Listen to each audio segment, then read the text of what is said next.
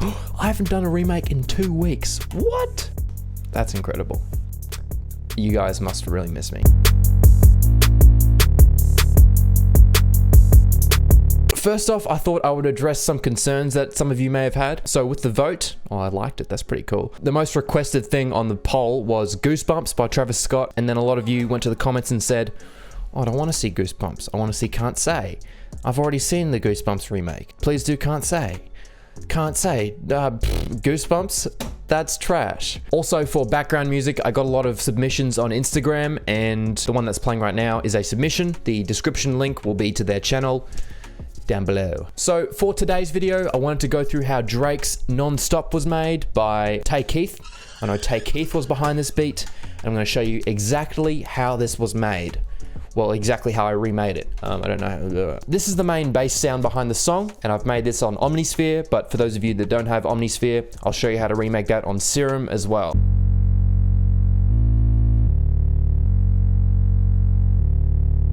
The sound what we're using today is the TR Deep Pulse Juno, and turn down the envelope depth. First off, it will sound like this, and then just turning this down will get rid of that clicking sound at the start.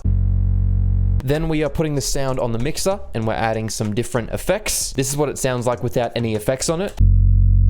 The first effect that we're adding to this plugin is Soundgodizer. So if we Google, what does Soundgodizer do? It's a combination of compressing, limiting, saturation, and stereo manipulation. Since this sound is already in mono, it won't be changing the stereo of this sound, but it will be compressing, limiting, and saturating the sound. So that's Soundgodizer for you. It's a little bit of background, a little bit of trivia for you. Then we're adding some sausage fattener, and we're bringing up the fatness and the color to make it a bit more saturated and colorful. Then we're adding a tiny bit of EQ to bring up those high frequencies. Following that, to add some more grit to the bass frequencies, we're layering in an exciter plugin. My personal preference is Ozone 9 Exciter, but there are lots of different exciter plugins out there. You could check out KVR Audio. They've got lots of different plugins that are free to use. Then we're adding a limiter to sidechain with the kick. And finally, we're adding pitch wheel, and we're automating it so that it's only active during the choruses or chorusi. So far, it's sounding like this.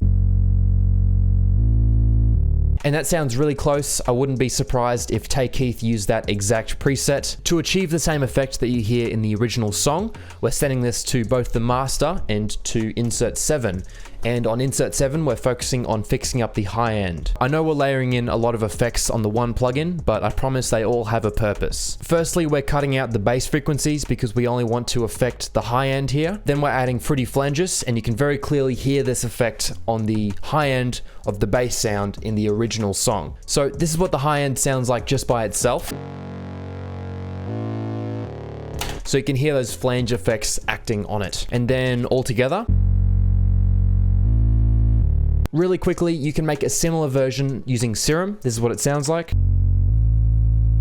To create this effect, we're going into Oscillator A, and we're choosing Basic Shapes. And for the wavetable position, we're choosing this modified square wavetable. It's very important that you choose this wavetable over the normal square wavetable. I'll show you why actually. After analyzing the bass frequencies of the original song, you'll see that they look like this. Here we have the main frequencies at 47 Hz and 93 Hz, but when you choose a square wavetable, it's now at 47 and 140 Hz. That frequency range of the normal square wavetable is much broader than the more localized frequencies of the modified square wavetable. Then we're turning on MG Low 24 for the filter, and for voicing, we're turning on mono. Then for internal effects, we're adding diode distortion, and for the filter, we're using MG Low 6. So that will sound like this. This is what it all sounds like together. As for the kick, I couldn't figure out what the exact kick sample was that was used here, but you can see that the transient is pretty tight, so we're layering in this OZ kick. And backing that up for a bit more fullness, we're layering in the rack kick. So together, they sound like this. And in the context of the song, then for the hi-hat, I'm pretty confident this is exactly what he used. We're layering in the BWB hi-hat 3, as well as the BWB hi-hat 4.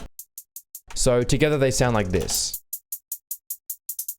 Then we have the Tay Keith riser, For the snare, we're layering in 2 different Metro Boomin snares. We have the first one, which you can see is very clearly used in this song, just looking at the waveforms. Then the second snare that we're using is a bit more subtle, so you won't see that in the waveform, but you can very clearly hear that as well. So together they sound like this. And in the song,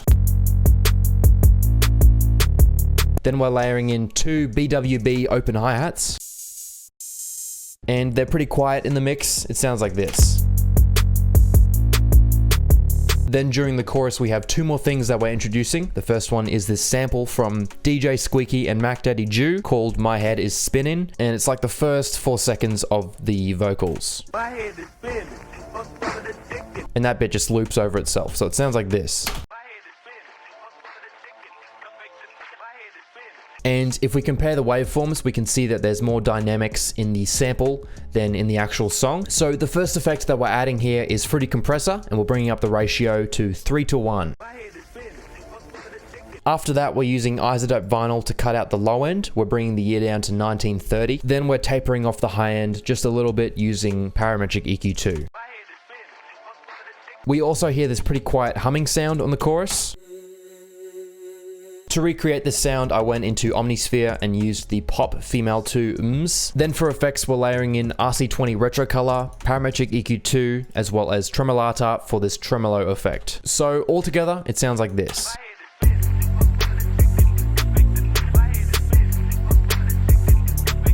Two things before we wrap up. Thanks to everyone who submitted background music on Instagram. I'll leave links to the person whose music I used today in the description below. Secondly, thanks to everyone who supported the channel on Patreon so far. It really does help the channel. And that's pretty much it. Thanks for watching and look forward to the Goosebumps remake, hopefully within the week. Oi.